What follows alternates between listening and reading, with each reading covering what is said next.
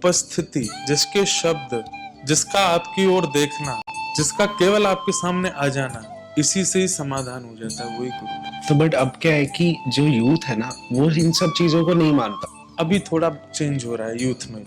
मेरा जिंदा रहना मुश्किल था, मतलब मैं उस स्टेज ऑफ लाइफ पे आ गया था जहाँ पे मेरे को कोई पर्पस ही नहीं दिख रहा था लाइफ में। मैं लॉस्ट था कि अब मैं क्या करूँ, मेरे को समझ ही नहीं रहा है। ठाकुर जी ने हमको मौका दिया है। ह्यूमन लाइफ क्या है? मौका। राधे राधे। जय श्री कृष्ण, राधे राधे। पहला क्वेश्चन जो मैं आपसे पूछना चाहता हूँ वो ये है कि जैसे हमारे घर वाले होते हैं, अब वो ऑलरेडी, जैसे मैं भी जब पैदा हुआ तो एक स्पिरिचुअल इन्वायरमेंट में था, बट क्या है कि वो जब तक मेरे को एक धक्का नहीं लगा, जब तक मेरे को नहीं लगा कि हाँ मेरे को ये करना ही करना है, तब तक मैंने उसमें 100% नहीं दिया। तो ऐसे मैं जानना चाहता हूँ कि आपको कब लगा कि 100% मेरे को यही रास्ते पे चलना है? ऐसा जरूरी नहीं है कि सबको धक्का लगता है तभी वो लोग। कई बार गाड़ियां अच्छे इंजन की होती हैं तो बिना धक्के के ही चल जाती हैं, पर कई बार गाड़ियों के इंजन में प्रॉब्लम आ जाती है तो फिर 4 लोगों को धक्का देना पड़ता है। या फिर ऐसा कह लीजिए कि पहले ही पूर्व जन्म में ही धक्का खा चुके हैं, इसलिए इस जन्म में हमारी सोल जो होती है, हमारी जो आत्मा होती है, उसको पहले से एनवायरनमेंट का पता होता है और वो धक्के का इंतजार नहीं करके हमको सीधे उस मार्ग पर ले चलती है। तो ऐसा कोई लाइफ चेंजिंग मोड नहीं आया कि ऐसा करना है वैसा। पर हाँ ये था कि मैं पहले मुझे म्यूजिक आर्टिस्ट बनना था, मुझे सिंगर बनना था। पर बस नाना जी ने मेरे को एक बार फोन करके, मैं मुंबई में था, तो बस मुझे ये कहा कि संसार के लोग तो आज रीझेंगे, कल तुमसे बेटर आएगा तो उससे रीझेंगे। संसार तो ऐसा ही है, आज जो अच्छा दे रहा है वो उनके लिए सर्वोपरि है, कल तुमसे अच्छा देने वाला आएगा तो तुमको सब भूल जाएंगे।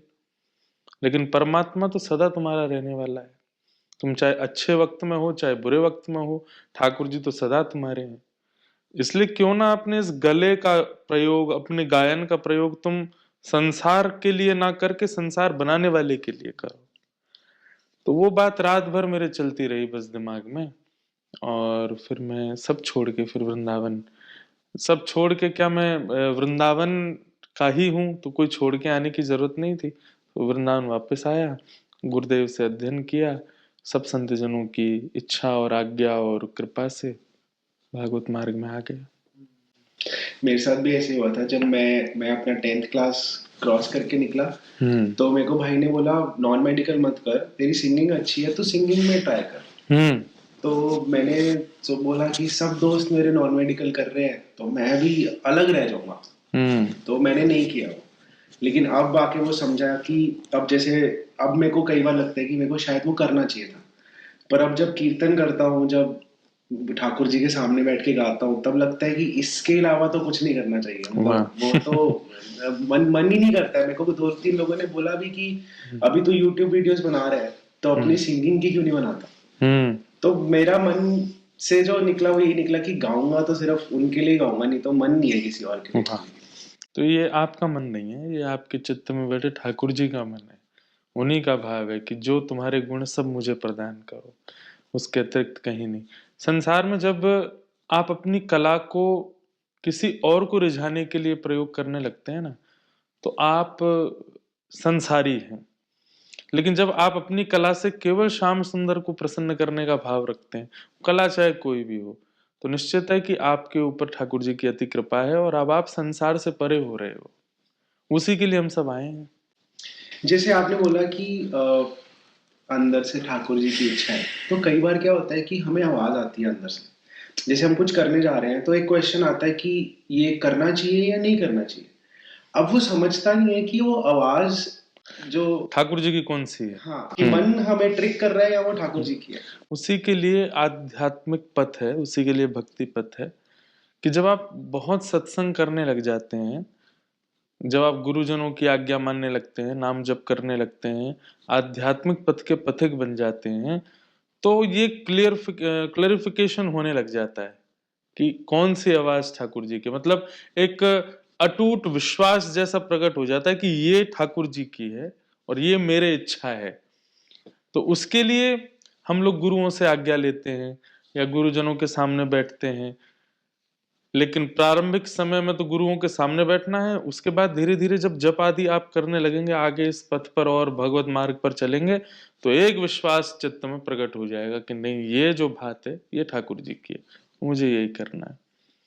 तब तक के लिए क्या करें, जब तक ये बात ना प्रकट हो रही। तो मैं एक उदाहरण बताया करता हूँ पॉडकास्ट में भी और कथाओं में भी, कि अपने 4 ऑप्शंस जो भी हैं या 2 ऑप्शंस जो भी हैं, वो 2 पर्चियों में लिख के ठाकुर जी के आगे रखो। रात भर ठाकुर जी के पास रहने दो कि आप डिसीजन ले लो मेरी लाइफ का, जो आपको ठीक लगे। बस एक चीज कह देना कि बस जो भी डिसीजन हो उसमें मेरी भलाई मत देखिएगा, बस ये देखिएगा कि मैं आपसे दूर ना हूं। और सुबह फिर बड़े अच्छे से सेवा आदि करके एक पर्ची उठा लेना और उसी को ठाकुर जी की आज्ञा मान के, बस अब वो आज्ञा चाहे कुछ भी हो। और ये बात मैं पहले ही क्लियर कर दूं कि जिस पर आपका 90% श्योरिटी होगी कि यही होना चाहिए या ये आना चाहेगा, उसके विपरीत ही आएगा। ठाकुर जी बहुत खेलते हैं, ठाकुर जी बहुत ऊधम मचाते हैं, पर सब मंगल करते हैं। वो कभी हमारा अनहित नहीं चाहते। आपने एक कथा में मैंने सुना था, आपने कहा था कि राम जी की भक्ति कर लो, बड़े सीधे साधे ठाकुर है वो, लेकिन कृष्ण जी कि जो शरण में आपको आओ। रास्ता दे रहे हैं विपत्ति से दूर जाने का, वो भी विपत्ति पे ही लेके हाँ, मैं ये कह रहा था कि आपने ठाकुर जी से कहा ठाकुर जी मैं भटक गया हूँ, तो भगवान कहेंगे ले तेरे लिए एक रास्ता खोल दिया। तो आप उछल जाओ, ओ ठाकुर जी ने रास्ता दिया है। जैसे ही चलने लगोगे तो पता चला वो तो दलदल था। तो ऐसे हैं ठाकुर जी, लेकिन श्री कृष्ण कभी हाथ छोड़ते नहीं। वो कभी आपको घेर देंगे, आपको पीड़ा भी देंगे, आपको रुलाएंगे भी, आपको हंसाएंगे भी, खिलाएंगे भी, लेकिन हाथ पकड़ा है तो छोड़ेंगे नहीं। अर्जुन के रथ के सारथी बने तो भगवान अर्जुन से कहते हैं, अर्जुन मैं जो कहूंगा सो करेगा? बोले करिष्ये वचनम तव, आप जो कह दोगे उसके बाद में कुछ दूसरी चीज सोचूंगा ही नहीं। तो ठाकुर जी ने ऐसी ऐसी बात कही। एक एक समय तो बीच युद्ध मैदान में ठाकुर जी कहते हैं, अर्जुन तेरे रथ के घोड़े प्यासे हैं। अर्जुन बोला क्या करूं? बोले जो कहूंगा सो करेगा? बोले हाँ। बोले तुरंत रथ से नीचे उतर जा, अपने बाणों से पृथ्वी में गड्ढा करके जल का स्रोत निकाल, घोड़ों को खोल के जल पे लाके दोबारा घोड़ों को बांध के बैठ जा। अर्जुन कह रहा है कि पूरे महाभारत युद्ध में एक ही व्यक्ति है जिसके पीछे सब पड़े हैं, वो हूं मैं। और चारों तरफ से मुझे घेर रखा, और आप कह रहे हो मैं उतर के घोड़े खोल के पानी पिला के लगा के फिर बैठ जाऊं? मतलब ऑल ओवर 1 घंटे का ये काम पूरा मैं करके नीचे से और फिर आऊं? क्या इतनी देर में मैं छन्नी नहीं बन जाऊंगा? ये सब मुझे छोड़ेंगे? तो भगवान बोले फिर तूने ऐसा क्यों कहा कि जो कहोगे सो करूंगा? अब कह रहा हूं तो कर। तो श्री कृष्ण का एक स्वभाव है, वे बटरिंग बहुत अच्छे से समझ जाते हैं। आपने कह दिया नाथ ये करेंगे, नाथ ये करेंगे, नाथ आप जो कहोगे बस वही मेरा जीवन, ये है, ऐसा है, ऐसा है। ठाकुर जी को बहुत अच्छे से पता है कि ये सब बातें अपनी केवल इच्छा पूर्ति के लिए कर रहा है। अगर मैं सीरियस हो गया ना तो भाग जाएगा उल्टे पांव। तेरा तुझको अर्पण क्या लागे मेरा। ठाकुर जी जब ये बात हम कहते हैं ना, ठाकुर ठाकुर जी कहते हैं अच्छा मैं सीरियस हो जाऊं, फिर जो मेरा है मैं ले लूं सारा? तो हम पीछे से फिर नहीं नहीं ठाकुर जी सीरियस मत हो ना, बस सुन लो हमारी बात। तो श्री कृष्ण जो हैं वो बड़े मतलब वर्सेटाइल ठाकुर, मतलब पर ब्रह्म। अभी मैं आज सुबह ही पढ़ रहा था कि सबको हरि कहा गया, नारायण भी हरि हैं, राम भी हरि हैं, सब रूप ठाकुर जी के हरि हैं, पर श्री कृष्ण हरि नहीं है। तो बोले श्री कृष्ण कौन है? बोले हरि राय। हरि राय का मतलब क्या? बोले हरि के राजा। हरि का मतलब कौन? जो हरण करे, जो चित्त का हरण करे, जो मन का हरण करे, जो रूप से चुरा ले, जो भाव से चुरा ले, अपनी ओर आकर्षित करे, वो हरि। तो श्री कृष्ण हरि नहीं है, श्री कृष्ण तो हरि राय हैं, चुराने वालों के राजा हैं। तो श्री कृष्ण बड़े अद्भुत ठाकुर हैं। उनकी शरण में आना सबको सौभाग्य लगता है, पर आने के बाद जब खेल होता है शुरू, तो फिर मतलब अपसाइड डाउन जीवन कर देते हैं वो। वो तो मैंने भी देखा, मतलब मैं जब, जैसे आपने बोला कि वो जो कहते हैं उनको करना है, तो हुआ क्या कि जब मैं इस रास्ते पे चला तो मेरे को ऐसा लगा कि गुरु होने चाहिए एक लाइफ में, जैसे मैं आपसे बात कर रहा था। पर मेरे को गुरु का अस्तित्व नहीं पता था कि मतलब क्या है। ये समझता था कि वो हमें सिखाएंगे, वो हमें बताएंगे, पर उतना ही नहीं है वो मेरे को नहीं पता था। तो मेरे को 2 साल पहले पता लगा कि आपको तब तक गुरु नहीं बनाना है जब तक आपको वो ऐसे छत पे खड़े हैं, वो बोल दे कि छलांग मार दो तो आप मार दो। मैं कथा में कहा करता हूँ, गुरु की डेफिनेशन बहुत सारी है, पर मेरे दृष्टिकोण से जिसकी उपस्थिति, जिसके शब्द, जिसका आपकी ओर देखना, जिसका केवल आपके सामने आ जाना, इसी से ही समाधान हो जाता है, वही गुरु है। जिसकी बात पर आप दोबारा विचार नहीं करते, एक बार जो कह दिया वो आपके लिए पत्थर की लकीर हो जाए।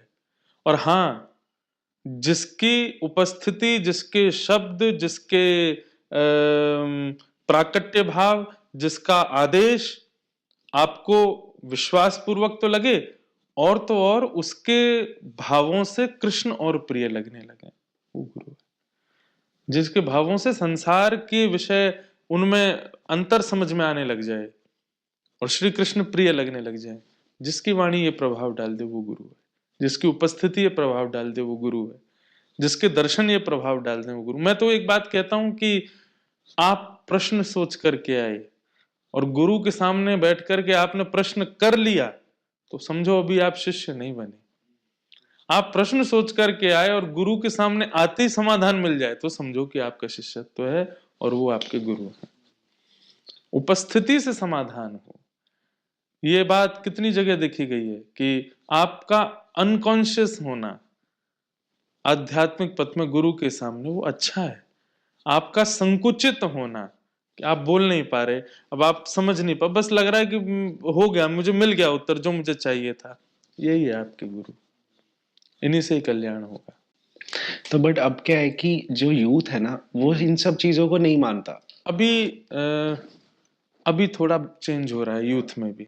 बट आपने एक एक पॉडकास्ट में ये भी बोला था कि एक टाइम ऐसा आएगा जहाँ भक्ति बहुत बढ़ेगी और फिर सुनने को ही नहीं मिलेगी, और वो यही टाइम है। हाँ, वो ये अभी बढ़ रही है। अभी मैं कनाडा में भी था, तो मैं एक नॉर्मल वेकेशन पे निकला 1 महीने के लिए। मैं बहुत दिन से लगातार कथाओं में था, तो मुझे था कि अब मैं कुछ दिन के लिए कहीं जाऊं एकांत में, ना अपनी टीम का कोई, ना अपने कोई ऐसा व्यवस्था प्रमुख, कुछ नहीं, अकेला जाऊं, बस लाल जी और मैं। तो किसी ने कहा भारत में ही चले जाते, मैंने कहा भारत में बिना कथा के नहीं रह सकता मैं। भारत में रहूंगा तो बार बार मन होगा कि कथा कहूं, तो इसलिए मैं विदेश आ गया। तो कनाडा जब आए तो फिर वहां लोग बागों को पता चला, तो सब ने कहा हम मिलेंगे। तो मैंने कहा एक काम करते हैं कि एक मीट एंड ग्रीट रखते हैं। तो मीट एंड ग्रीट का एक अनाउंसमेंट हुआ, और इतने बच्चे, जिनके घर में मैं रुका था उनका पूरा घर भर गया। नीचे बेसमेंट, ऊपर कमरे, ऊपर ये वो, नीचे बाहर। दूसरे दिन के मीट एंड ग्रीट में बाहर लाइन लग गई, घरों के बाहर तक लोग खड़े हैं, और सेशन शुरू हो गए। 10 मिनट एक सेशन 100 लोगों का, फिर 10 मिनट 100 लोगों का, फिर ऐसे करके मैं तो वहां पर दो बात थी। एक तो मैं सोच गया, मैंने कहा मैं तो विश्राम यात्रा पे आया था, ये क्या हो रहा है। दूसरा, मन में एक प्रसन्नता हुई, क्योंकि 95% सारे स्टूडेंट्स थे, सारे बच्चे थे, सारे युवा थे। तो अच्छा है, बढ़ तो रही है ना, कम से कम अभी आध्यात्मिक बातें समझ तो आ रही है ना। पूज्य श्री प्रेमानंद जी महाराज को वृंदावन में सबसे ज्यादा फॉलो करने वाले युवा है, सबसे ज्यादा। और जबकि महाराज जी की आयु कितनी है, कहाँ लोग कहते हैं कि बाबा जी और गुरुजनों की आज्ञा कहाँ बच्चे सुनते हैं, अब सुन देखो ना। तो ये अभी वातावरण बदल रहा है कि उनके बातों को उनकी तरह प्रस्तुत करने वाले अब व्यास मंच से, अब वृंदावन से वचन दे रहे हैं, तो बच्चे मान रहे हैं, फॉलो कर रहे हैं। इससे बात सिद्ध होती है कि यूथ कभी भी भटका हुआ नहीं था, यूथ को दिखाने वाला राह कोई मिला नहीं था। बहुत से ऐसे यूथ अभी भी हैं जो मैं देखता हूँ वृंदावन आते हैं, रील्स बनाते हैं। वो सिर्फ रील्स के लिए ही आते हैं वहां पे। बट मेरे को लगता है कि जो मेरा मानना है कि वृंदावन तो आ रहे हैं। श्रीमद् भागवत में नारद जी कहते हैं, तस्मात् केनाप्युपायेन मनः कृष्णेन मेषयेत्। किसी भी उपाय से मन कृष्ण के पास जाना चाहिए, भले ही उसके पीछे रील्स ही क्यों ना हो, भले ही आज सोशल मीडिया ही माध्यम बन रहा हो, लेकिन लोगों को दुनिया भर की उल्टी सीधी जगहों को घुमाने से ज्यादा वृंदावन तो लाया जा रहा है ना। इस बार के समर्स में, इस बार के वेकेशंस में पहाड़ों पर ज्यादा जाम नहीं लगे। क्यों? लोग बाग अब वृंदावन को डाइवर्ट हो गए, अब लोग बाग आध्यात्मिक पथ के ओर डाइवर्ट हो गए, तो ये अच्छी बात है। अब जैसे आपने बोला कि आप कनाडा गए, आप अब ऑस्ट्रेलिया में हो, तो जैसे मेरे साथ क्या होता है, जब मैं इंडिया हूँ या मैं वृंदावन में हूँ, तो अब जैसे भगवान बोलते हैं कि मैं हर जगह हूँ, मैं हर एक चीज में मैं हूँ, मत्ता परत नान्य, जो वो बोलते हैं कि मैं हर एक चीज में मैं हूँ, मैं ही मैं हूँ। वो इंडिया में थोड़ा बहुता गुरु कृपा से समझता है कि हाँ वो है, लेकिन जब वो यहाँ आते हैं ना, वो सब निकल जाता है। तो वो आपका एक्सपीरियंस क्या था जब आप? नहीं, ऐसा तो नहीं लगा मुझे। एक्चुअली क्या है, आध्यात्मिक स्थिति और एनवायरनमेंट जो है ना, वो हवा की तरह है। उसके अनुकूल वहां पर वातावरण कर दो, अध्यात्म अपने आप प्रकट हो जाता है। अगर यहाँ पर अभी 100 वैष्णव इकट्ठे हो जाएं और ब्रजलीला होने लग जाए, तो आप भूल जाओगे कि आप सिडनी में बैठे हो, आप मेलबर्न में बैठे हो, आप ऑस्ट्रेलिया में बैठे हो।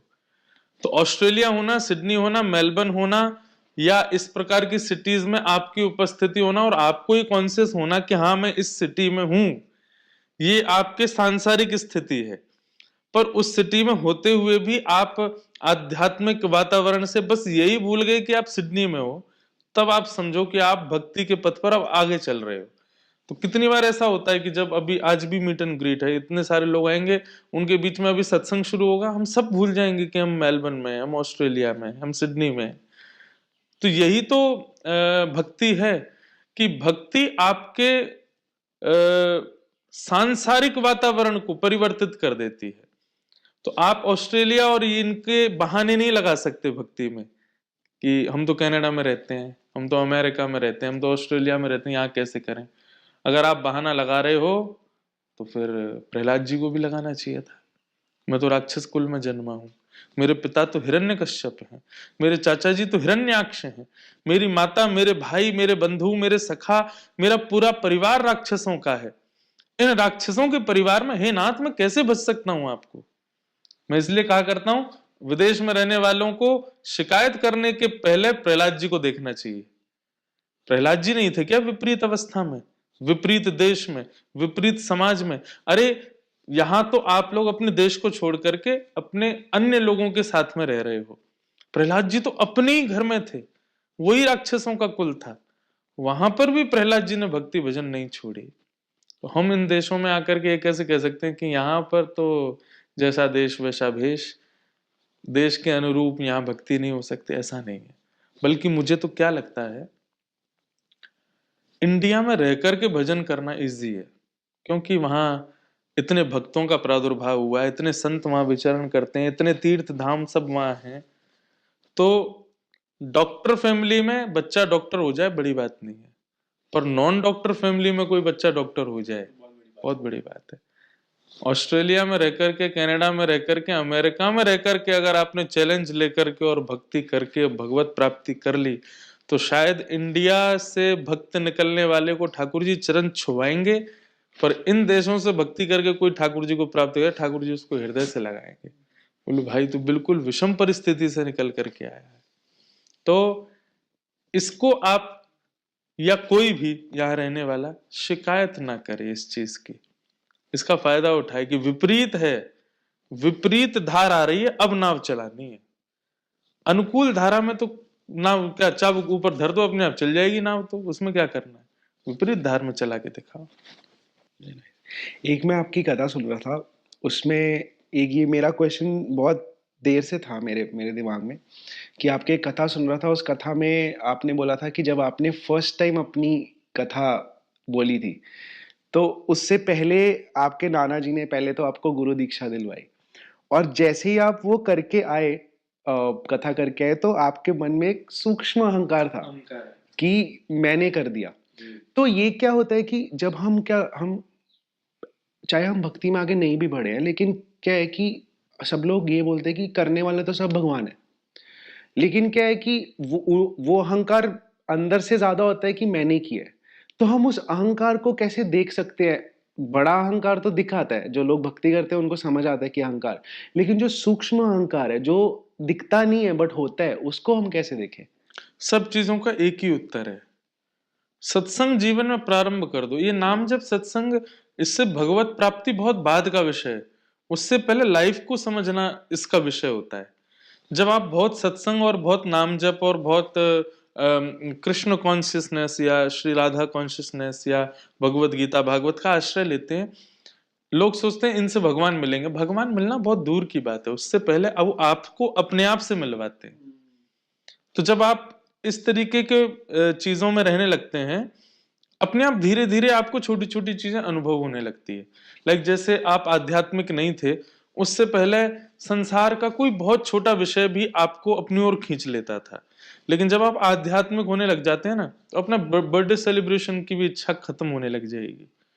अच्छा पहनूं, अच्छा दिखूं, या किसी को आकर्षित करने के लिए बनावटी बनूं, ये सारे अवगुण जो है धीरे धीरे आध्यात्म इनको काटने लग जाता है, इनको नष्ट करने लग जाता है।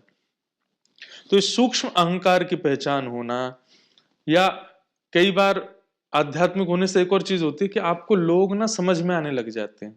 जैसे ही आप लोगों को देखते हो, उनके आव भाव, आंख और चाल ढाल, बोलना, उससे ही आपको समझ में आ जाता है कितने पानी में। तो आध्यात्मिक होना, भगवत प्राप्ति कराना बाद की बात है, उससे पहले वो आपको समझाता है कि लाइफ क्या है और आप कौन हो। उसी के लिए नाम जप और साधना और सत्संग श्रवण आवश्यक है, क्योंकि वो आपको ये छोटी छोटी चीजों से ज्ञान दिलवाता है कि सूक्ष्म अहंकार क्या है, व्यक्ति का स्वभाव क्या है, संबंध बनाने योग्य कौन है, त्यागने योग्य कौन है, कहाँ इन्वेस्टमेंट ज्यादा करना है अपना, अपने भावों का, कहाँ से दूर रहना है, ये सारी चीजें अध्यात्म सिखाता है। पर जैसे आपने बोला, ऐसा नहीं है कि जब हम अध्यात्म में आते हैं और हमें पता लग जाता है कि हाव भाव क्या है किसी के, उठने बैठ, तो उसमें कहीं दोष तो नहीं दिख रहा? हाँ। नहीं, यही बात है कि अब इसमें एक और चीज, ये भी एक प्रथम श्रेणी है कि आपको उसके हाव भाव देखो और आपने उसमें दोष देख लिया। अब और भजन करना है, और साधना करनी है, और सत्संग करना है नेक्स्ट लेवल पर जाने के लिए, कि अब आपको सामने वाले व्यक्ति के हाव भाव पता चल गए, लेकिन फिर भी आपको उसमें दोष नहीं दिख रहा है। तो ये सारे स्टैंडर्ड्स हैं भक्ति के, कि पहला स्टैंडर्ड क्या होगा कि वो आपको बताने लगेगा अपने बारे में और दूसरों के बारे में। फिर दूसरा स्टैंडर्ड क्या होगा, अपने बारे में दूसरों के बारे में पता चल जाने के बाद भी दोष बुद्धि और राग और द्वेष, उसको कहते हैं राग और द्वेष की बुद्धि नष्ट हो जाना। तीसरा लेवल क्या होगा कि आपको पता भी चल गया है कि ऐसा है, आपको भी पता है कि ये सारा वातावरण ऐसा है, लेकिन उसके बाद भी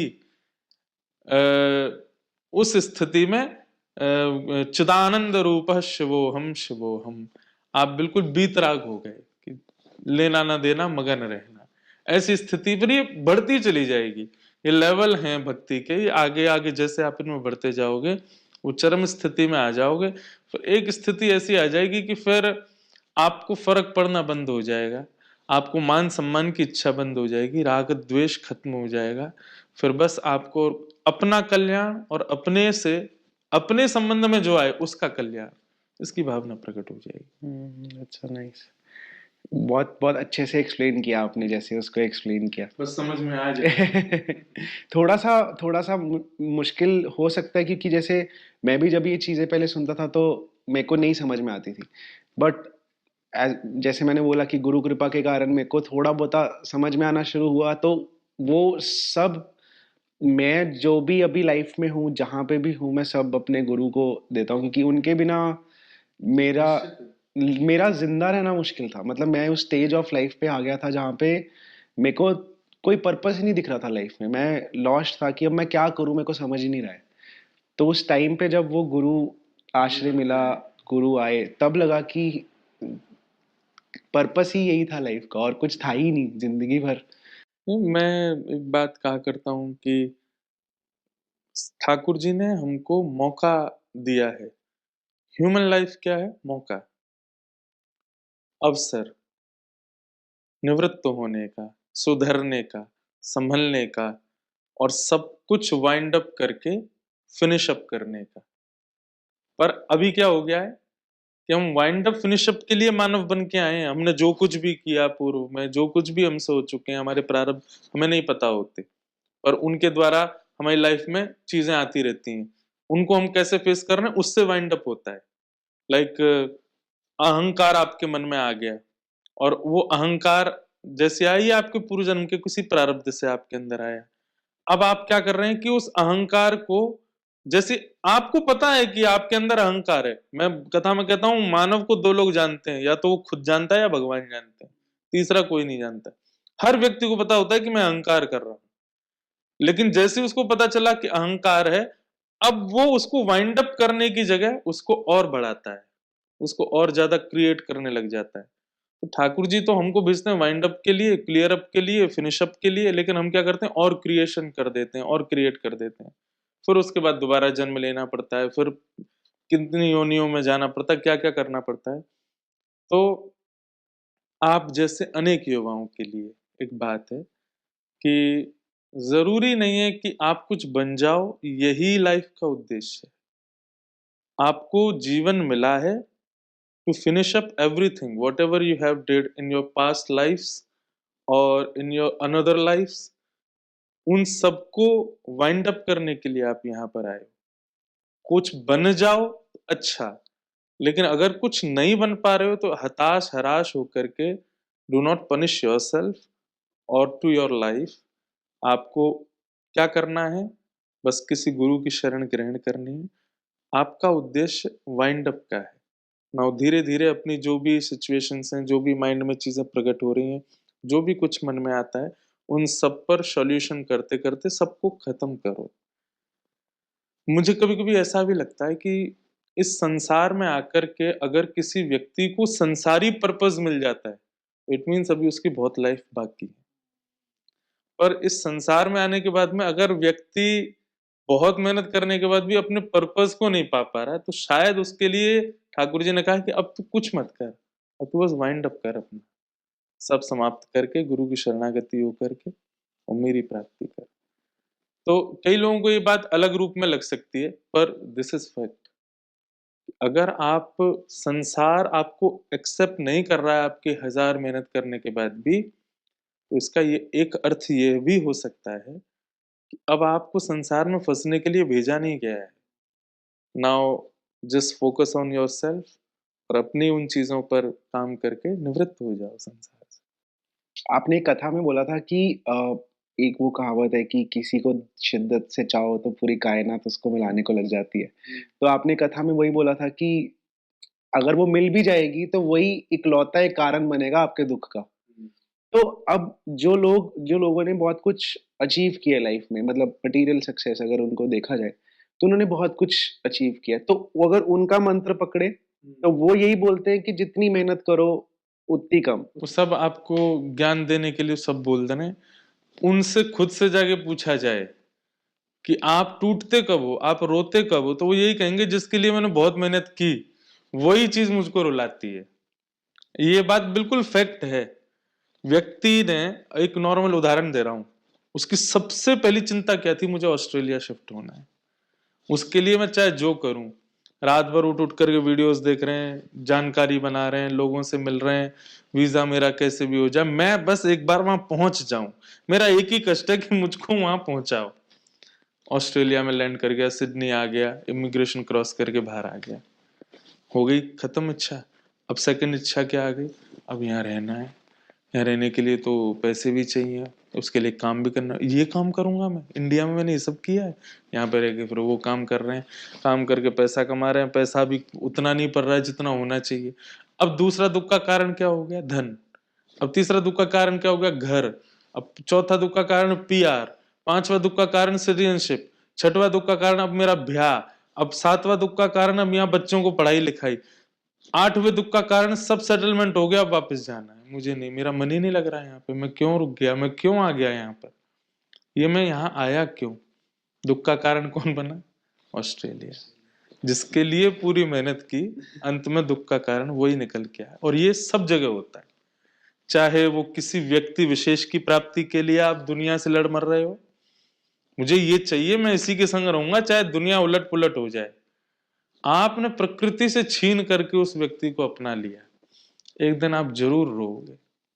तेरे लिए लड़ा था मैं, तेरे लिए किया था मैंने ये सब, तेरे लिए, इससे अच्छा तो मैं कुछ करता ही नहीं। बच्चे के लिए माता पिता कहां कहां नहीं जाते, हमारा एक बेटा हो जाए, हमारी एक बेटी हो जाए। ठीक है, आपने वो पा लिया, आ गया घर में। एक दिन फिर आप अपने आप ही, इसके लिए मैं इतने तीर्थों में गया था, ऐसे पुत्र के लिए, ऐसी बेटी के लिए। तो ये संसार का नियम है कि आप शिद्दत से किसी चीज को चाहोगे तो मिल तो जाएगी, पर दुख का कारण भी एक दिन वही बनेगी। इसलिए भैया जो ठाकुर जी ऑफर दे दें उसको स्वीकार करो। तो करना क्या चाहिए फिर, मतलब हमें अपनी भक्ति? नहीं, ऐसा नहीं है कि आप कर्म मत करो, आप मेहनत मत करो, श्रम मत करो, परिश्रम मत करो, भक्ति मत, सब करो, पर जिद्दी होकर के भक्ति करो, संसारी काम मत करो। वो चलते रहेंगे साथ। हाँ, उसको चलने दो, वेट करो ठाकुर जी के। ठाकुर जी क्या, मैंने जब कथा शुरू की थी, मैं अपना बात बताऊं तो जब कथा शुरू की तो आप, मेरे को बार बार होता था कि मेरी कथा हो, लोग बाग मुझे बुलाएं, मेरे से कथा कराएं। जबकि मेरे पिताजी एक बहुत फेमस कथाकार, मैं उनसे भी कहता था कि आपके तो इतने लोग हैं, आप बोला करो ना कि मुझे बुलाया करें। तो पिताजी कहते थे मैं किसी को नहीं बोलूंगा, कोई अपने आप बोलेगा कि हमको इंद्रेश जी को सुनना है तो जाओगे। पूरे दिन पंखा देखता रहता था, कमरे में पड़ा पड़ा घूम रहा है, कोई कथा के फोन ही नहीं आते। ऑफिस में फोन तो आते थे, पिताजी के लिए आते थे, मेरे लिए आते ही नहीं थे। तो मैं कहता था अब क्या करूं। वो टाइम पीरियड ऐसा था, सबकी लाइफ में आता है। उसके बाद फिर जब कथाएं जो थी वो केवल मैंने अपनी वाणी पर रखी हुई थी, अभी अब तक अपने अंदर नहीं उतारी थी, इसलिए वो ऐसा हो रहा था। फिर धीरे धीरे अध्ययन करते करते वो चीजें मैंने अपने ऊपर इंप्लीमेंट करनी शुरू की। तो मैंने सबसे पहले क्या किया, कथाएं नहीं होती थी, कुछ नहीं होता था, हमारी गौशाला में 100 से ऊपर गैया थी। मैं वहां जाता था सुबह सुबह और गैयाओं के बीच में तखत बिछा के वहीं गैयाओं को ही कथा सुनाता था। तो कोई ऐसा इतना अच्छा लगता था, कोई गैया घास चर रही है, कोई भूसा चर रही है, कोई बैठ करके अपना मुंह चला चला के सुन रही है, कोई जो है गोबर कर रही है, कोई अपने बच्चे को दूध पिला रही है, और मैं कथा सुनाता था। ऐसा एक टाइम आ गया कि मैं रोज 15-20 दिन तक लगातार गया, तो गायों को आदत हो गई मेरी। अब अगर मैं कोई फैमिली फंक्शन की वजह से नहीं जाता था तो हमारे ग्वारिया बाबा का फोन आता था, बोले आज गैयाओं ने 1-1 किलो दूध कम दिया है, आज सुबह से गैया जो है कोई तो रो रही है, कोई अम्मा अम्मा चिल्ला रही हैं कि वो व्यास जी क्यों नहीं आए जो रोज कथा सुनाने आते हैं। तो मैंने अपनी लाइफ का टाइम मैंने क्या किया कि मैंने कहा श्रोता ही तो चाहिए सुनने वाले, लोग गैयाओं को श्रोता बना लो।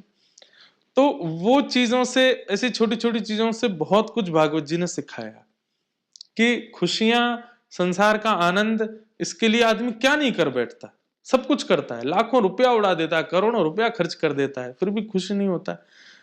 तो जो है उसी में खुशी ढूंढ लो, उसी में ही आनंद ढूंढ लो, और वेट करो, ठाकुर जी आपके लिए बहुत अच्छा सोच के बैठे। तो ये चीज समझनी है लोगों को। तो जो हमारी लाइफ में, जैसे आपने प्रारब्ध मेंशन किया, तो जो हमारी लाइफ में है वो प्रारब्ध से ही, पुराने कर्मों से ही हो रहा है, हम उसको बदल सकते हैं या नहीं बदल सकते? निश्चित बदल सकते हैं। हमारे स्वभाव, विचार और हमारे कर्म से निर्भर होता है कि इसको कितना प्रारब्ध देना है। कई बार बच्चा, अटेंडेंस बहुत अच्छी होती है तो एग्जाम अच्छा ना किया हो तो भी पास कर दिया जाता है। आजकल तो ऐसा ही होता है कि बच्चे ने भले एग्जाम अच्छे ना किए हों, उसके अगर 1-2 नंबर से फेल हो रहा हो तो उसकी अटेंडेंस देख करके उसको पास कर दिया जाता है, भाई आया तो स्कूल हमेशा है ना। तो ऐसे ही प्रारब्ध जो हैं, ये क्वेश्चंस हैं पेपर के, वो आपको भेजे जाते हैं आपके पूर्व जन्म के अनुसार। पर कई बार आपके स्वभाव को देख करके और आपके व्यवहार, विचार और बुद्धि की गहराई को देख करके ठाकुर जी कभी कभी प्रारब्धों को सूक्ष्म कर देते हैं। कोई बात नहीं, व्यक्ति वैसे तो सुधर रहा है ना, भले इसने कुछ भी किया हो, उनसे प्रारब्ध जो है वो बदल जाते हैं। तो ये हुए बुरे प्रारब्ध। अब जो अच्छे हैं वो अच्छे तो सब सब प्रकार से, गलत करने से अच्छे प्रारब्ध नष्ट हो जाते हैं। जब आप गलत, मैं एक कथा सुनाता हूँ कि 2 भाई थे, दोनों भाइयों का एक दिन मिलन हुआ आपस में आमने सामने। कैसे मिलन हुआ कि एक भाई जो था वो तो मर्डर करके आया था और जब मर्डर करके आया तो रास्ते में उसको सोने की पोटली मिली, सोने से भरी हुई, तो उसको उठा रहा था। वहीं सामने से दूसरा भाई शंकर जी की आराधना करके आ रहा था, वो क्यों रुक गया? बोले उसके पैर में कांटा घुस गया था। तो जिसको सोने की पोटली मिली, खून से लबालब, वो बोला देख तू तो महादेव की आराधना करके आया, तेरे पैर में कांटा लगा, और देख मैं, देख लोग बागों को मारता हूं, पीटता हूं, कोई भगवान भगवान विश्वास नहीं करता, मुझे देख फिर भी स्वर्ण मिला है। अब कहां गया तेरा प्रारब्ध, अब कहां गई तेरी बातें? तो वो व्यक्ति रोने लगा कि ऐसा क्यों हुआ, मैं तो महादेव की आराधना करके आया था, फिर कांटा क्यों लगा? तुरंत आकाशवाणी हुई, और आकाशवाणी में देवताओं ने कहा कि तुम निश्चिंत मत हो, तुम्हारे प्रारब्धों के अनुसार और तुम्हारे कर्मों के अनुसार आज तुम्हारी मृत्यु होने वाली थी, लेकिन तुमने इतना भजन साधन पूजन आदि किया कि वो मृत्यु एक कांटे में बदल गई। और ये जो तुम्हारा भाई है, इसको पूरे विश्व का राजा बनना था, विश्व गुरु बनना था, विश्व राज इसको करना था, लेकिन अपने कर्मों से इसने सब नष्ट कर दिया, छोटी सी सोने की पोटली मिली है केवल। तो हमारे जो कर्म हैं वो प्रारब्धों में फ्लक्चुएशन कर देते हैं। तो जैसे अभी श्रावण चल रहा है, हाँ, गुरु पूर्णिमा के बाद शुरू हुआ है। तो उसमें हम शिव जी के बारे में आप कुछ ऐसे ऑडियंस के जो उनको अच्छा लगे, जैसे मैं एक स्टोरी सुन रहा था जो मैंने कभी सुनी नहीं थी शिव जी के बारे में, कि जब वो शादी करने गए तो पहले जो सब जा रहे थे, ब्रह्मा जी, नारद जी, तो सब बड़े, तो उनकी उमा जी की माँ, पार्वती जी की माँ ने देखा कि ये तो बड़े सुंदर, इनके अगर वही इतने सुंदर है, बराती इतने सुंदर है, तो शिव जी कितने। हाँ, बट जब उन्होंने शिव जी को देखा तो मूर्छित हो गए कि इनसे तो नहीं करूंगी। तो वो एक स्टोरी थी जो मैंने कभी सुनी नहीं थी, तो मेरे को बड़ी इंटरेस्टिंग लगी। तो क्या है कि महादेव का बाहरी आवरण जो है ना, वो एक अवधूत है। मतलब सुंदरता तो ऐसी है कि एक बार अगर रूप दिख जाए महादेव का तो आप किसी और को देख नहीं पाओगे, पर वो अवधूत भेष में रहते हैं। उनको आवश्यकता नहीं है अपने आप को क्रिएट करने की, अपने अपने सुंदर, मतलब जैसे एक होता है ना कि अपने पास हुए गुण को गौड़ रखते हैं कई लोग, तो ऐसे महादेव का स्वभाव है। वो स्वरूप आदियों में जो उपेक्षित वस्तु हैं, सब जगह से जिनको नकार दिया गया, महादेव उनको स्वीकार करते हैं। क्या लगाते हैं? पूरे अंग पे भस्म लगाते हैं। जिस व्यक्ति की मरी हुई चिता को देखने के बाद में व्यक्ति नदी में स्नान करता है, घर में जाने से पहले लोग स्नान करके आते हैं, अगर किसी की शव यात्रा में गए हों, उस चिता को, पूरे भस्म को अपने अंग पर लगा लेते हैं सब जगह। जिन भूतों से पूरी दुनिया भागती है, उन भूतों की टोली के बीच में रहते हैं महादेव, अपने पास रखते हैं, बोले मेरे पास बैठे रहो, तुम लोगों को कोई नहीं, तुम मेरे पास रहो। भूत कौन होते हैं? जो अपने बुरे कर्मों से भूत बनते हैं, महादेव उनको भी स्वीकार कर लेते, तुम लोग यहीं रहो, ओम नमः शिवाय बोलो, और क्या करोगे। पूरे विश्व के लोग, पूरे विश्व के देवता जो हैं, बड़े बड़े मठ मंदिरों में रहते हैं, महादेव शमशान में रहते हैं, जहां जाने से आदमी भी कतराए, डरे, वहां रहते हैं बैठ करके। तो मतलब क्या है, महादेव का स्वभाव कैसा कि पूरे विश्व ने जिसको ठुकरा दिया, महादेव ने उसको स्वीकार किया, वो सबको स्वीकार करके रखते हैं, बागंबर पहन करके रखते हैं। जिस हिमालय पर तपस्वी जाते हैं, वहां जोगी बन करके महादेव रमण करते हैं, विचरण करते हैं। तो महादेव जो हैं वो इसीलिए महादेव है, बाकी सब देव हैं, पर वो देवादिदेव हैं, देवों के भी देव हैं। तो मैं एक बात कहा करता हूं कि महादेव देवादिदेव क्यों है? बाकी के सब देव तो सम्मान स्वीकार करने के आदि हैं, पर महादेव को तो अपमान हो तो भी वो सम रहते हैं, अपमान में भी उनको कोई विचलनता नहीं होती। प्रसंग आता है ना कि जब भरी सभा में उनके सती के पिता दक्ष ने आकर के, जब आए दक्ष, सब देवता खड़े हो गए, तो महादेव खड़े नहीं हुए, तो तुरंत सुनाने लगा उल्टा सीधा, लेकिन उस अपमान के विष को भी पी गए, इसीलिए वो महादेव। विष पिया, ये एक सामान्य आकर्षण की बात है, वास्तव में तो महादेव ने अपमान पिया है। अपमान को हर कोई नहीं पी पाता है, अपमान को जो पी करके कंठ में धारण करे वही महादेव है, देवों के देव है। तो ऐसे महादेव हैं, उनकी आराधना का ये दिन श्रावण के आते हैं। इन श्रावण के महीनों में चातुर्मास चलता है। संत जो होते हैं अधिकतर भारत में मूवमेंट नहीं करते इन दिनों में, क्योंकि बारिश के कारण पृथ्वी में से कीड़े मकोड़े आ जाते हैं, तो कोई चलेंगे तो वो सब होता है, तो एक जगह रह करके आराधना करते हैं। अच्छा, ये रीजन है उनका ना निकलने का? क्योंकि ओह अच्छा, एक कारण ये भी है। दूसरा, श्रावण के महीने में क्या होता है कि कई लोग व्रत भी बहुत करते हैं, क्योंकि मोस्टली जितनी सब्जियां वगैरह होती हैं इनमें भी कीड़े वगैरह आ जाते हैं, तो उनकी हिंसा ना हो उस कारण से भी वो लोग व्रत आदि करते हैं। फिर देवशयन एकादशी के बाद में ये जो दिन है, मतलब अब नारायण सो रहे हैं, पूरी पृथ्वी का जो कार्यभार है वो महादेव ने संभाल रखा है। तो नारायण सोते हैं और महादेव पूरी पृथ्वी का संचार करते हैं इस वक्त, इसलिए महादेव की आराधना विशेष रूप से की जाती है।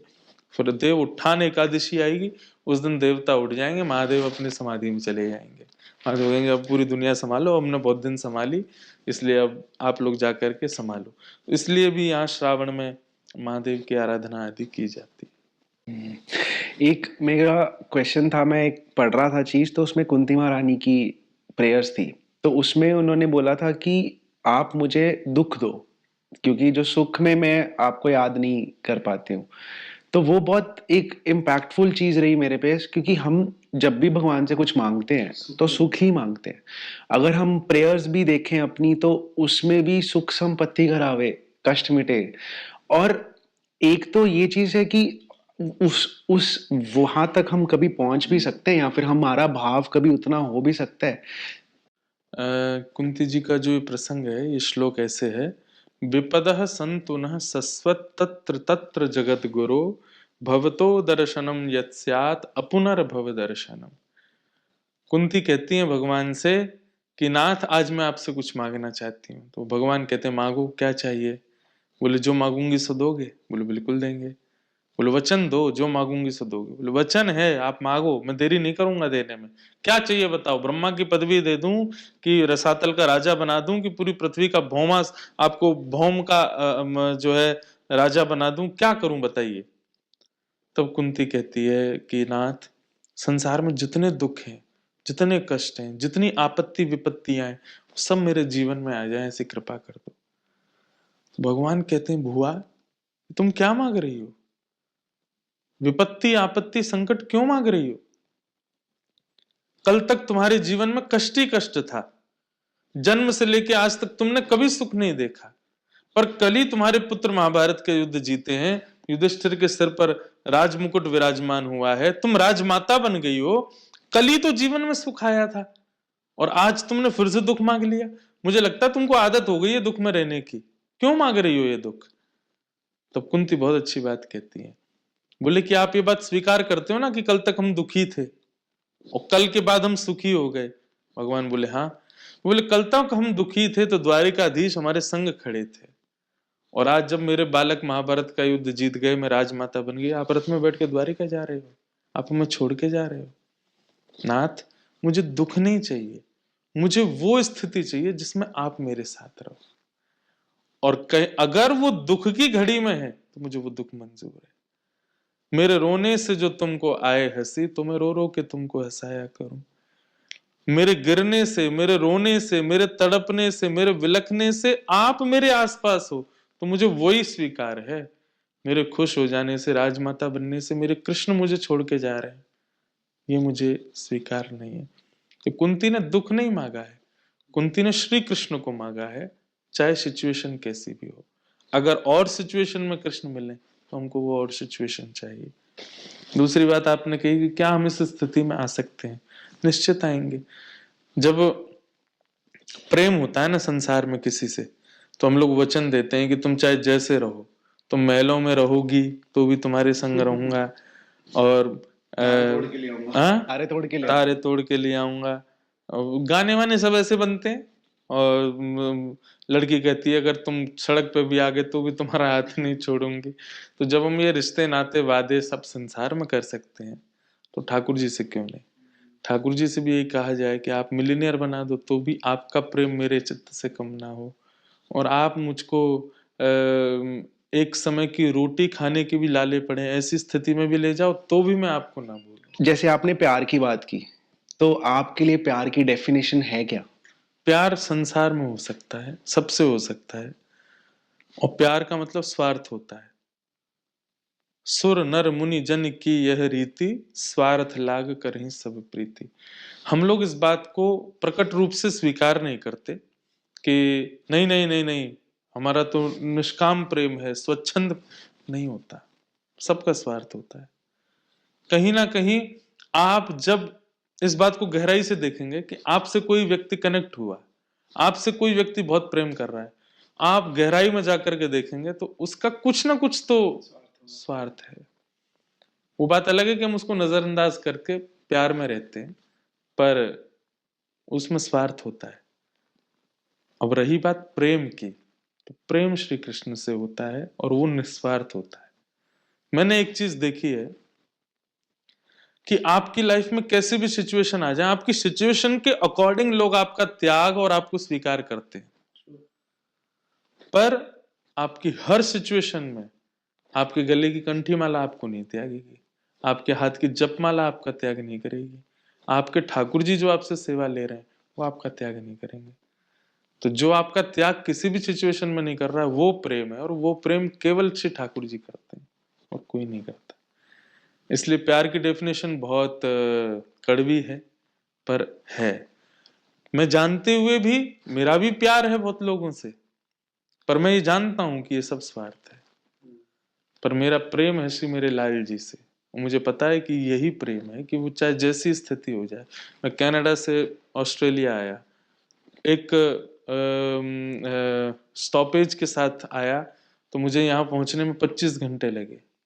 25 घंटे में मैंने टमाटो जूस पिया होगा, मैंने एप्पल जूस पिया होगा, मैंने फल भी खाए बीच में। तो मेरे ठाकुर जी तब तक भूखे बैठे रहे जब तक मैं आकर के स्नान करके उनको भोगने लगा। उस दिन जब मैंने भोग लगाया ठाकुर जी को, तो मैं देख करके मैं ही भावुक हो गया कि आप जैसा प्रेम कौन कर सकता है। दुनिया में कितना भी प्रेम का आपसे वादा करने वाला व्यक्ति इतना सहन नहीं कर सकता जितना आप करते हो। और परब्रह्म होने के बाद भी ये भी तो देखो कि सामने वाला व्यक्ति कभी कभी इसलिए भी सहन करता है क्योंकि उसकी सिचुएशन अच्छी नहीं है। कोई बात नहीं, अभी मेरे दिन खराब है इसलिए जैसा चाहे वैसा करवा ले, बाद में देखो। पर ठाकुर जी की सिचुएशन उत्तरलोकी नाथ है, वो चाहे तो एक पैर मार करके सब उड़ा सकते हैं, पर फिर भी वो अंदर बैठे रहते हैं। यही मैं पहन के रहता हूँ उनको, यहीं भीतर बैठे रहेंगे भूखे प्यासे बेचारे। नहीं, तू जब पहुंच जाएगो तो स्नान कर लेगो, तू थाली लेके आएगो तब पाऊंगा। इतना कौन संग करता है? तब लगता है कि यही प्रेम है और कोई प्रेम नहीं। मैंने भी बाबा से सुना था, उन्होंने बोला था कि हम चाहते हैं कि हम जिससे प्यार करें वो हमारे से ही प्यार करे, हमारे ही अनुकूल चले और हमारी ही बात सुने। ये सिर्फ भगवान के साथ हो सकता है, ये किसी और किसी के साथ वो हमेशा कब मैं एक पद गाता हूँ ना, जहाँ ले चलोगे वहीं मैं चलूंगा, जहाँ नाथ रख दोगे वहीं मैं रहूंगा।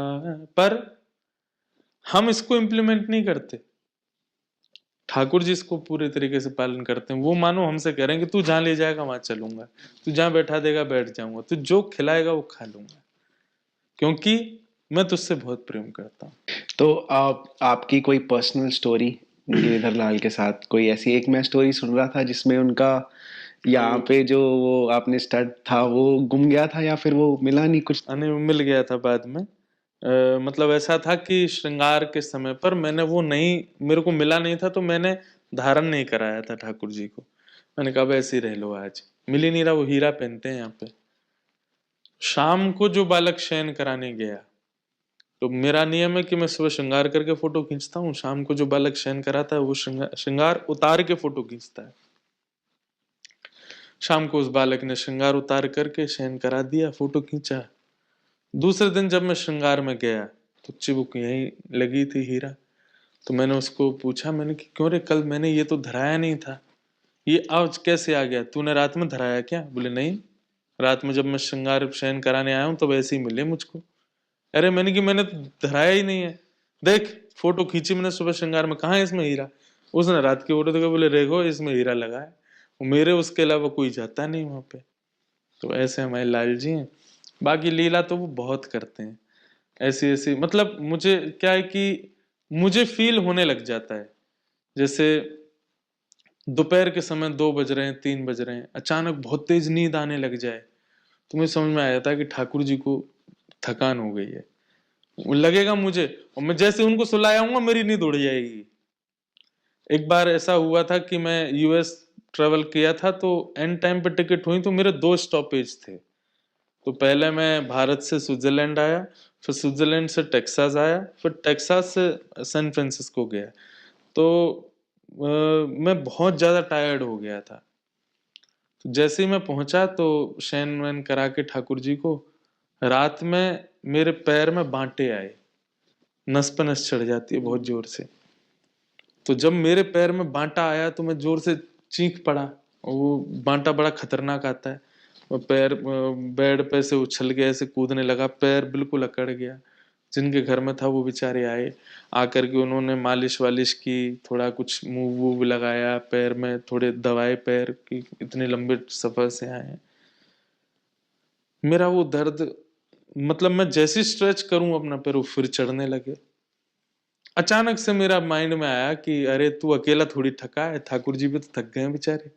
तुरंत मैं हाथ मुंह धो करके मैंने कहा थोड़ा सा घी दो, और घी लेके फिर मैं ठाकुर जी के पास उनके पैर की मालिश की, थोड़े उनके पैर वैर दबाए, हाथ पांव दबाए। मैंने कहा लाल जी सॉरी, मैं भूल गया था कि आप भी थक गए हो। और जब उनके पैर वैर दबा के मैं लेटा हूँ तो मेरा वो पेन सारा गायब, और ऐसी गहरी नींद में सोया मैं। तो मैं समझ गया कि ये बांटा मेरे इसलिए आ रहा था, ठाकुर जी कहे दारी के मैं थक गऊं मेरी सेवा करने के, मेरे पामन में घी लगा, इत्र लगा, तब तो सुलाऊंगो, खुद तान दुपट्टा सोगो, मेरी सेवा नहीं कर रहे हो। तो ऐसी चीजें होती हैं। एक बार मैं जल रखना भूल गया रात में, रात भर मुझको प्यास लगती रही, मेरा मुंह बिल्कुल सूखे और गला बिल्कुल सूखे, पानी पे पानी पीते जाऊं, बार बार सोऊं फिर उठूं फिर प्यास लगे। मैंने कहा क्या हो गया ये, मैं दाल चावल सादा खाए हैं, पूरे दिन कुछ ऐसा नहीं खाया है, ना इतनी गर्मी है, मेरा मुंह क्यों सूख रहा है। अचानक से मेरे को फिर वही आया कि एक बार लाल जी को देख के आऊं, और मैं देखने गया तो ठाकुर जी की झारी जी में जल नहीं था। तो जब जल भर के आया तब मेरे को चैन से नींद आई। तो ऐसे बड़े आनंद ठाकुर जी कराते हैं, और भी बहुत लीलाएं हैं ठाकुर जी की। मेरे साथ भी ऐसे होता है। एक बार मैं अपने दोस्त, तो मेरा एक दोस्त मेरे को ले गया कि चलते को किसी को मिलवा के लाता हूँ। तो मैं मिलने गया, वहाँ पे सब फ्रेंड्स बड़े पैसे वाले अमीर, सब नशा कर रहे हैं सब। ये मैं आधा घंटा रुका और मैं निकल के आ गया कि मैं कोई बहाना लगा के निकल के आया। तो क्या होता है कि जब आप भक्ति कर रहे हो, तो अगर आप भक्ति में भी अच्छा नहीं कर रहे और वैसे जिंदगी में भी नहीं अच्छा कर रहे ना, तो एक उदास उदासीनता आती है मन में कि यार, ना मैं ये अच्छा कर रहा हूँ ना मैं वो अच्छा कर रहा हूँ, इससे अच्छा छोड़ के वही अच्छा कर लेता हूँ। तो मन में ना एक वो बात आई कि अभी समझ नहीं रहा क्या करूं। तो उस दिन गौर पूर्णिमा थी, तो रात को मेरे को पता लगा, कथा सुनी कि 12 बजे उनका प्रकट हुआ था, तो फुल मून नाइट पे। तो मैंने कहा कि मैं फुल मून नाइट पे छत पे जाके माला करूंगा। तो माला करने बैठा, लेकिन माला कर रहा हूँ और दिमाग कहीं और है, ध्यान लग नहीं रहा। तो मेरे मन में पता नहीं कहाँ से बात आई कि अगर आप मेरे साथ हो, आप मेरे को सुन रहे हो, मेरे साथ हो, मेरे को कुछ ठीक नहीं करना, बस मेरे को आप कुछ इशारा दो कि आप मेरे साथ हो, आप तारा तोड़वा दो। और कभी अमृतसर में मैंने तारा टूटते नहीं देखा है। और मेरे फिर मन में आया कि क्या सोच रहा हूँ मैं, वापस से आंखें बंद की और मैंने माला करनी शुरू कर दी। लिटरली आधी माला खत्म हुई और मेरे मन में आया आंखें खोल। मैंने आंखें खोली, मेरे सामने तारा टूटता दिखा। और ये बात सिर्फ मैंने अपने मम्मा पापा और भाई के साथ शेयर की, क्योंकि ये एक्सपीरियंस पता नहीं क्यों मैंने अभी भी शेयर किया। मैंने कभी जो एक्सपीरियंस इतने गहरे नहीं शेयर किए हैं, बट उस पॉइंट पे ऐसा लगा कि भगवान हर समय सुन रहे हैं, हर समय साथ हैं, और अगर वो सबके हैं तो मेरे भी हैं। इन सब बातों को सोचते हुए एक चीज और सोचनी है, जबकि उनकी सिचुएशन क्या है, पूरा ब्रह्मांड का भार है उनके पास में, तब भी वो मुझे सुन रहे हैं। सब कुछ है उनके पास में, उनको किसी चीज की जरूरत नहीं, तब भी वो मेरे साथ हैं। वो त्रिलोकीनाथ हैं, उनको भजने वाले करोड़ों हैं भाई, तब भी मुझे सुन रहे हैं। ये सिचुएशन भी सोचनी है साथ में, ये होता है। और ये बड़ी अच्छी आपने अपना एक्सपीरियंस जो बताया। तब ऐसा लगता है कि मैं इतना छोटा हूं कि मैं एक तो उनको प्रूफ करने के लिए बोल रहा हूँ कि आप मेरे को सुन रहे हो तो प्रूफ करो, और फिर लगता है कि यार उन्होंने कर दिया, तो ऐसा लगता है कि मैं अब क्या दे दूं आपको, कि मैं लायक तो नहीं हूं। लेकिन वो बहुत एक प्यार का वो दैट्स एक्सचेंज जो हम भगवान से करते हैं, वो यही एक है। और एक जो चीज मेरे को और पूछनी थी आपसे कि वृंदावन के बारे में, ऑब्वियसली मतलब आपसे बात करो और वृंदावन की बात ना करो, ऐसा हो नहीं सकता। तो आपके लिए वृंदावन क्या है, आपके दिल वृंदावन सामान्य स्थान नहीं है, श्री किशोरी जी के द्वारा निर्मित है श्री धाम वृंदावन। अगर हमें सामान्य दिख रहा है, वृंदावन के दो पहलू हैं। एक तो प्रकट वृंदावन है, प्रकट वृंदावन मतलब जो सबको दिख रहा है, लेकिन उस प्रकट में एक अप्रकट वृंदावन और है जो सबको नहीं दिखता। उस अप्रकट वृंदावन को देखने के लिए आपके ऊपर गुरु कृपा, आपके ऊपर नाम कृपा, आपके ऊपर धाम कृपा, लीला कृपा होनी बहुत जरूरी है। प्रकट वृंदावन में भीड़ दिखेगी, प्रकट वृंदावन में बंदर लूट रहे हैं दिखेगा, प्रकट वृंदावन में ब्रजवासी अल्लड़ पने से घूम रहे हैं दिखेगा, प्रकट वृंदावन में छोटी गलियां दिखेंगी, प्रकट वृंदावन में नली कूचे आदि सब दिखेंगे। पर अप्रकट वृंदावन में सब कुछ होते हुए भी कुछ और ही दिखेगा, जो अनेक वैष्णवों को वृंदावन में आज भी दिखता है। आप प्रकट वृंदावन में जब जाएंगे, मतलब अभी जो वृंदावन है, तो आपको लगेगा कि एक बालक निकल करके गया। लेकिन जब आप अप्रकट वृंदावन को चित्त में धारण करेंगे तो आपको लगेगा अरे श्याम सुंदर तो नहीं थे। मैं एक बात कहा करता हूं कि मोर पंख गिरा हुआ दिखे तो उससे ये ना लगना कि मोर पास होगा, बल्कि ऐसा लगना कि कहीं श्री कृष्ण तो नहीं गए थे। इत्र की सुगंधी आने से ये ना लगना कि फ्रेग्रेंस की दुकान पास में होगी, बल्कि ये लगना कि श्यामा श्याम तो विचरण करके नहीं गए होंगे। कहीं बहुत मन लग जाने से ऐसा ना लगना कि ये जगह कितनी सुंदर है, बल्कि ऐसा भाव आना कि कहीं यहां कोई सत्संग तो नहीं होता है। ऐसी सिचुएशंस माइंड की आने लग जाए कि आप हर चीज को श्री कृष्ण और श्री कृष्ण के भावों से संबंधित करने लगते हैं, तो आप अप्रकट वृंदावन का दर्शन करते हो। अप्रकट वृंदावन बहुत गोपनीय है, बहुत गूढ़ है। उसको एक स्मॉल 40 मिनट्स के पॉडकास्ट में बताना बहुत मुश्किल होता है, पर मेरे से हर पॉडकास्ट में पूछा जाता है, तो मैं बोलता हूं कि जिस वृंदावन को समझने के लिए व्यक्ति पूरा जीवन निकाल देता है, व्यक्ति अपना पूरे घर बार सब त्याग करके वृंदावन में ऐसे ऐसे संत पड़े हैं, इतने परिश्रम करने के बाद भी वो वृंदावन को नहीं पहचान पा रहे। हम छोटे से कन्वर्सेशन में कैसे